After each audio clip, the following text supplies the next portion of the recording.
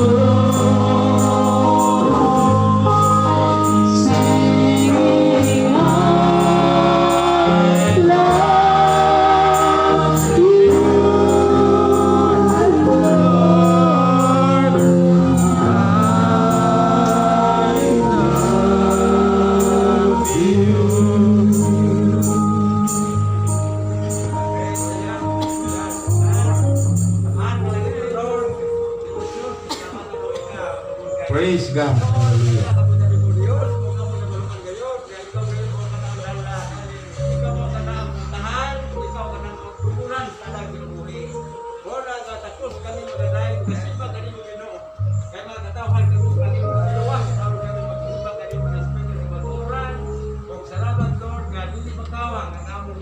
Ibaya sa imong ngalan. Among gituhan o Dios, kamalipay ka kanamo ug imo sa imong kalipay kanamo. Buhay ko kami magkatawhan, Ginoo nga pataliwala dili katawhan sa kalibutan ug kanha kanimo Ginoo. Kung sa mauna ang mga pag-ampo Dios. Praise the Lord. Hallelujah. Aduna na akong mahulugan o importante dili ka tungkol kay lagi ay patahon nga kalisod ug nagakapitos. Wala ka tugot ang imong katawhan pagkapangamuyo kanimo Ginoo, sa diha nga mangamuyo kanimo Ginoo. Ikaw gayon pagkapatalingog tungod kay lagi ang imong katawhan, nagahindot naman sa tagsa-tagsa sa mga kinamuhi. Ginoo, salamat kay kaso una may mga lamas sa mga kasing. Ikaw na sayo ka ng Diyos, o dili ka na intentionally, amo ka ng buhaton, amo kami magkakasala, gawas lamang, hindi kami perfect, hindi kami higit. Lain mga panahon ng Diyos, kami madamag kung mga mapagyas, na mga pagtuwa. pagtuman. Aban lamang mo Diyos, Ginoo na kalunggan. Praise the Lord. Hallelujah. Ako'y lungdan ka, Ginoo, dili ikaw mamanihan namo. Kaya ang imong ugma, si Vicente, plus siya ikaw karon. Tumuti mo Diyos, ka ang imong pagpamuhat, kini ka namo. Pagkapadayon kayo, naglabi na Ginoo. Kaming tanan, mga matod kayo, may dito, madasigod ka po pangalagan. Kaya lagi dito, naman mo Diyos, ang tanan. Ganto sa pagkamanaogon, bisan pa sa pagkatulog ng malon sa disikor. Panalangin ang imong lagad, ang ilapit kami tutulog. Salamat Ginoo sa pagkatulog ng Diyos sa punadawan.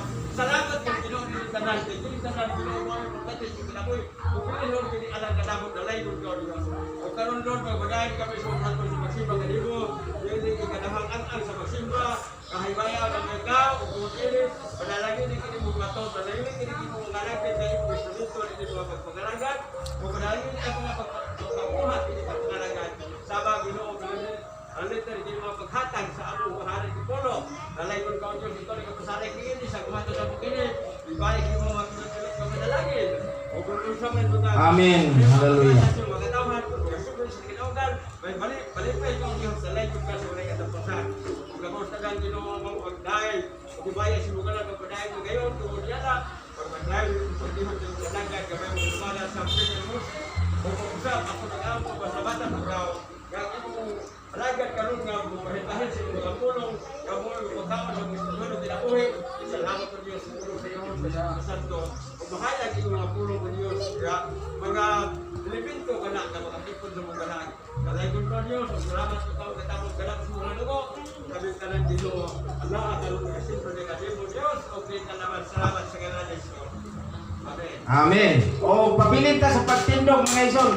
Atong basahon ang ulong sa Dios diri sa Salmo kapitulo 1 bersikulo 1 ngadto sa 6. Pagsunod lang kamo sa hinom, ang ingon diri sa uluhan ang duruha kadalan.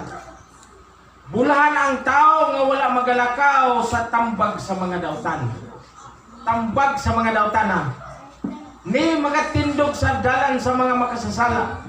Ni magalingkod sa mga lingkuranan sa mga mayubiton.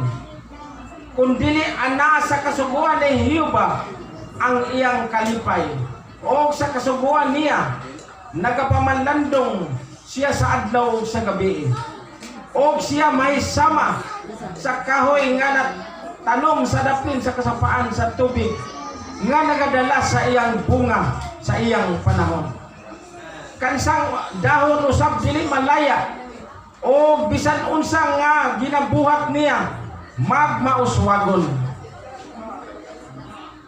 Dili ingon ini ang mga dautan, kun dili ingon sa mga ingon sa uhot nga ginapalit sa hangin. Busa dili magatindog ang mga dautan.